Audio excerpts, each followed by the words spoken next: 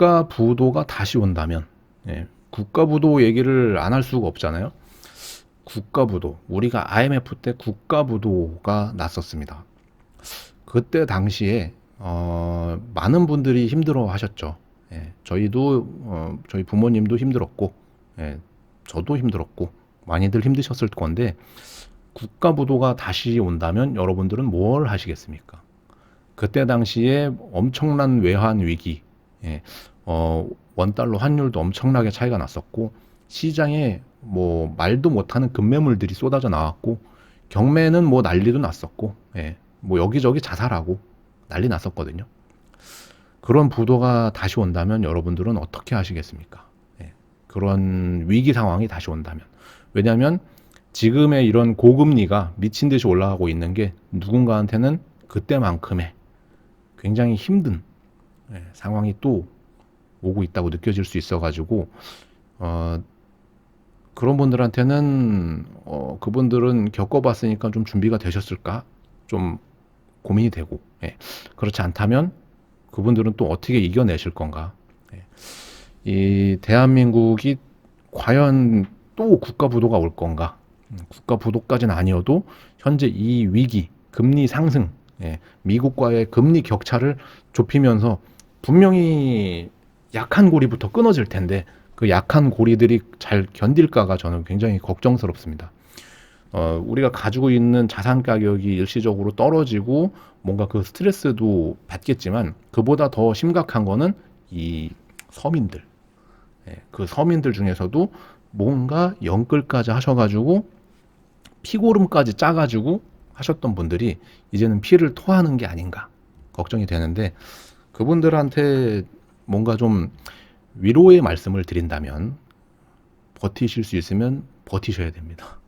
정 안 되면 그 집은 팔지 마시고, 뭐 전세를 주고 내가 주거를 조금 더 낮은 지역으로 옮기시든 해서 지출을 줄이시는 쪽으로 고민해 보셔야 될 것 같은데, 자, 어쨌든 국가 부도가 다시 온다면 어떨까요? 부동산 시장 내년 하반기부터 회복 전망. 이게 무슨 말일까요? 1998년 1월 14일 기사입니다. 국제통화기금에서요, 우리나라를 IMF 체제로 들어가고 하면서 굉장히 어려운 시기, 그때 부동산 시장이 98년도 하반기부터는 회복한다 라는 뉴스예요. 우리가 98년 IMF가 터진 건데, 그럼에도 불구하고 요 주택 경기는 굉장히 안 좋았거든요. 근데 돌아서서 보니 그때는 엄청난 세일 기간이었구나. 명품도 세일하더라. 그때 당시. 기사 내용 잠깐 보겠습니다. 자, 부동산, 대우경제연구원, 그때 당시 대우, 국내 부동산 시장은 IMF의 금융 지원에 따른 고금리 저성장. 이 얘기 지금 들리고 있습니다. 고금리 저성장, 지금과 똑같은 단어예요. 99년 상반기까지 침체 국면이 이어갈 것이다. 근데 요게 한 3년 정도 침체였습니다. 98년도부터 2000년대 초반까지 약 3년 정도 침체였거든요. 그러나 금리가 올 하반기부터 하락세로 돌아서 내년 상반기에는 15% 선에서 안정되고, 금리가 15%야. 98년도에 내수 경기도 내년 중반부터 회복, 물가 상승에 따른 부동산 가격 상승 압력도 내년 하반기부터 분출돼 물가 상승폭만큼 부동산 가격 상승이 예상된다. 98년도 기사입니다. 98년도. 그리고 여기서 말하는 내년은 99년도를 말하는 거죠. 지금은 우리가 2022년도에 살고 있는데, 야, 요거 있잖아요. 요거 금리, 고금리 15%가 하향 안정이거든요. 이게 하락세로 돌아서면서 상반기에 요게 이제 15%가 안정이래요. 지금 우리 금리가 지금 7%, 8% 얘기하고 있는데 거의 배 정도 차이가 나는 상태였거든요. 이때. 그럼 이때는 사람들 이 돈 빌려가지고 뭐 했을까요? 그죠? IMF 체제 이후 토지 가격은 전반적으로 3에서 5% 하락했다. 주거용보다는 상업용이 조금 더 두드러지게 하락했다. 라고 나옵니다. 왜냐면 의식주 중에서 주거용은 살아야 되니까. 주택 시장을 보게 되면 IMF 체제로 주택 수요가 감소하고 가격 하락이 예상되나 하락폭은 3-4%에 그칠 것이다.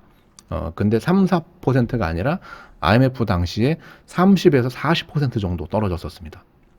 30에서 40% 정도, 한 10배 정도가 차이 났죠.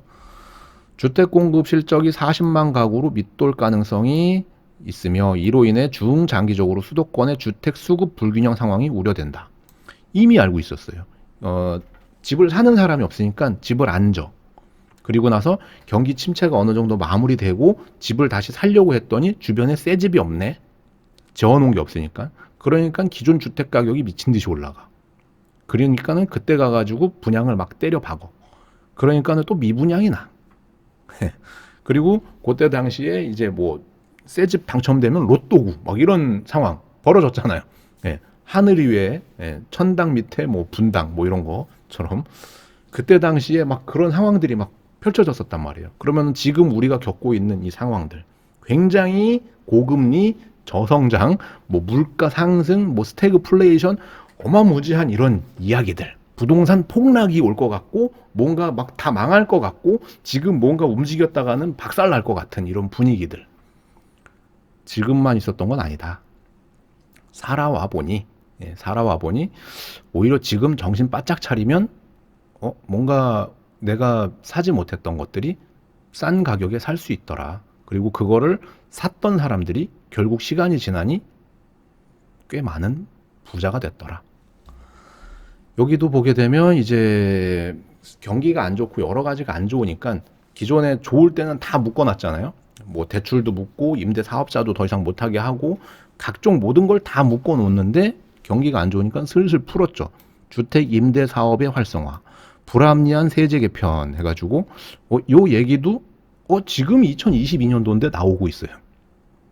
맞잖아요? 주택 임대 사업자를 다시 뭔가 좀 풀어주려고 하고 불합리한 세제, 보유세, 양도세, 취득세 등등 이런 것들도 낮추려고 하고 그러면서 뭔가 대출도 일부 특정 계층들한테만 풀어주는 것 같은데 머지않아 다 풀어줄 것 같고 그러면은 경기 침체는 어떻게 보면 잘만 준비하면 나의 인생을 또 바꿀 수 있겠구나. 지금 굉장히 어려운 상황이지만 정신 바짝 차려라.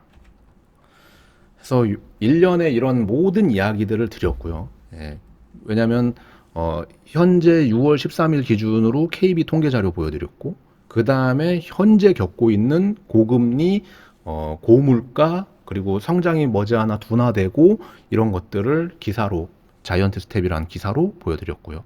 그 다음에 전세를 살고 있는 분들이 겪게 될 앞으로의 미래, 즉 내가 가지고 있는 이 현금이 일시적으로는 올라간 것처럼 느껴지지만 길게 보면 떨어진다.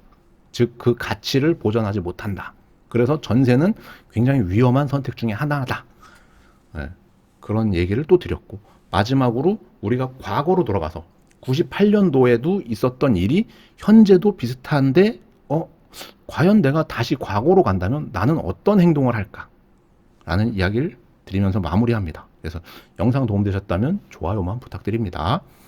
마지막 그림은 우리 저저번 시간인가 보여드렸어요. 평택의 주택가격 변동인데 2003년도부터 2022년도 4월까지의 모습.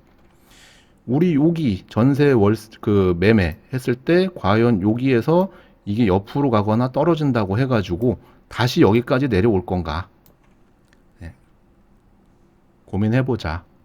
지금의 선택이 미래를 바꾼다.